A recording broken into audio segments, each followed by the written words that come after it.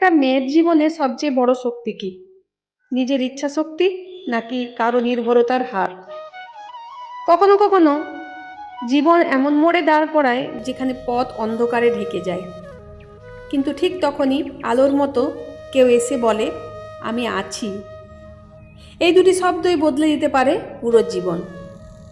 নমস্কার বন্ধুরা, আমি ঝুমা, তোমরা দেখছো creation of Jhuma. Creation of Jhuma চ্যানেলে তোমাদের সবাইকে স্বাগত জানিয়ে আজকে ছোট্ট একটা গল্প এবং ভিডিও তোমাদের সাথে শেয়ার করতে চলেছি। আশা করছি যে যেখান থেকে ভিডিওটা দেখছো তোমরা সবাই খুব ভালো আছো, সুস্থ আছো। চলো ভিডিওটা দেখতে থাকো। আর আজকের এই গল্পটার নাম হচ্ছে আশার আলোর দাদা। তো চলো বন্ধুরা, গল্পটা শুরু করি। একটি ছোট্ট গ্রামে বাস করতেন এক গরিব দম্পতি। 4টি কন্যাই ছিল তাদের একমাত্র সম্পদ। অল্প আয়ে সংসার চলত, কিন্তু ভালোবাসার অভাব ছিল না। কত কষ্ট, কত অভাব, তবুও তারা মেয়েদের মানুষ করেছেন সৎভাবে, আদর্শে। সময় মতো একে একে 4 কন্যার বিয়ে দিয়েছেন ভালো পাত্রের হাতে। মেয়েরা চলে গেলে বাড়িটা যেন হঠাৎ শুনশান হয়ে গেল। মা বাবার মনে হলো যেন শরীরের 4টি অঙ্গ আলাদা হয়ে গেছে। তবুও তারা জানতেন এটাই নিয়ম, এটাই জীবনচক্র। সবচেয়ে ছোট মেয়েটি একটু আলাদা ছিল। তার চোখে ছিল স্বপ্ন, মনে ছিল অদম্য ইচ্ছা শক্তি। বিয়ের পর সে সংসার সামলাতো ঠিকই, কিন্তু ভেতরে ভেতরে একটা তাগিদ তাকে বলতো কিছু একটা করতে হবে। বহু প্রতীক্ষার পর একদিন কাজের সুযোগ এলো। চারপাশে বাধা, কটূক্তি, ভয় সবই ছিল, কারণ বাইরের পৃথিবীটা সহজ নয়, বিশেষ করে একজন নারীর জন্য। তবুও সে পিছিয়ে যায়নি। সে জানতো সে পারবে। সেই মেয়েটা যখন প্রথম কাজের জন্য বাড়ির বাইরে পা রাখে, তার ভেতরটা ভয়ে কাঁপছিল। নতুন জায়গা, নতুন মানুষ, নতুন পরিবেশ। কে কেমন হবে? কেউ আপন করে নেবে তো? বুকের ভেতর অজানা আতঙ্ক নিয়ে সে পৌঁছেছিল কর্মস্থলে। শুরুর দিনগুলো সহজ ছিল না, কিন্তু ধীরে ধীরে সেখানে সে খুঁজে পেল এমন এক মানুষকে, যিনি তাকে দাদার স্নেহে আগলে রাখলেন। রক্তের সম্পর্ক নয়, তবুও সম্পর্কে চেয়েও গভীর এক বন্ধন। সেই মানুষটা তাকে শিখিয়েছিলেন পৃথিবীতে এখনও নিঃস্বার্থ ভালোবাসা বেঁচে আছে। যখনই মেয়েটা ভেঙে পড়েছে, দাদাকে বলেছে, দাদা আমি আর পারছি না।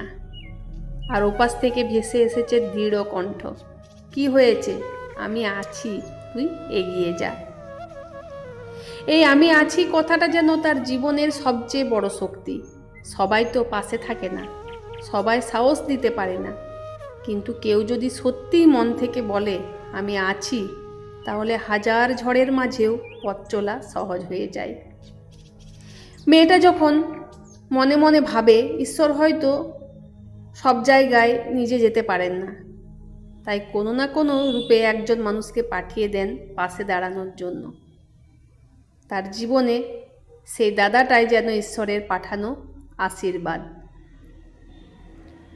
আজ মেয়েটা নিজের কর্মজীবনে এগিয়ে যাচ্ছে। বড় বড় স্বপ্ন নেই, বড় চাওয়া নেই, টাকা, গয়না, গাড়ি, বাড়ি কিছুই তার প্রয়োজন নয়। তার একটাই চাওয়া, একটুখানি ভালোবাসা, একটুখানি ভরসা, আর পাশে থাকার সেই নিশ্চয়তা।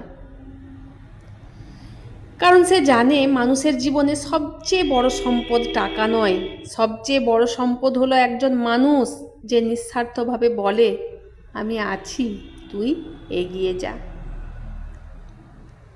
তো বন্ধুরা, এই ছিল আজকের আমার গল্প। কেমন হয়েছে গল্পটা অতি অবশ্যই কমেন্টে জানাবে। তোমাদের এই সুন্দর সুন্দর মিষ্টি মিষ্টি কমেন্ট আমার কাজের আগ্রহটা অনেকটাই বাড়িয়ে তোলে। এই ভিডিওটা দেখার জন্য, এই গল্পটা শোনার জন্য তোমাদের সবাইকে অশেষ ধন্যবাদ। যারা আমার পুরনো বন্ধু আছো তাদেরকেও, যারা আমার নতুন বন্ধু জয়েন হয়েছো তাদেরকেও।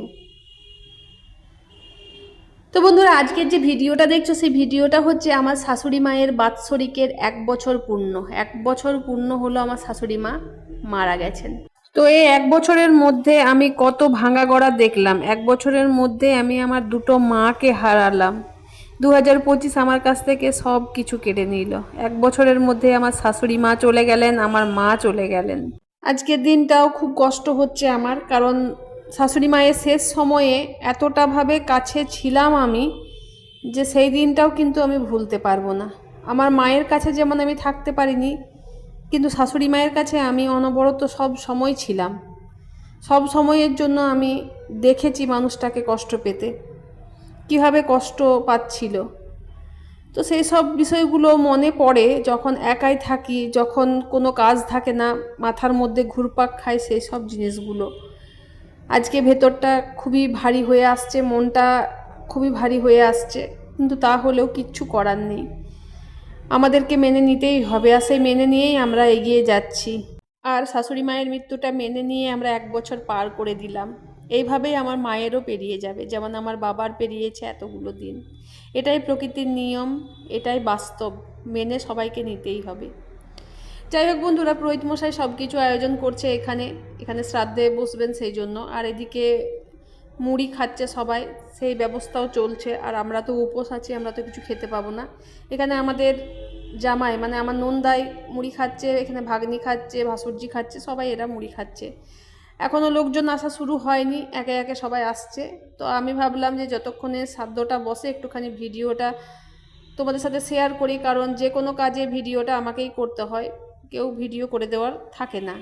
কি করছি বা কি তোমাদের সাথে ভিডিও দেব সেগুলো কিন্তু আমাকেই ভাবতে হয়। তো আজকে পুরো ভিডিওটা তোমাদের সাথে শেয়ার করতে পারলাম না, আরও একটু বাকি আছে, সেটা পরের দিন তোমাদের সাথে শেয়ার করব। তো আজকের ভিডিওটা বন্ধুরা এই পর্যন্তই, দেখা হচ্ছে আবার নতুন ভিডিওর সাথে, ততক্ষণের জন্য তোমরা সবাই ভালো থেকো।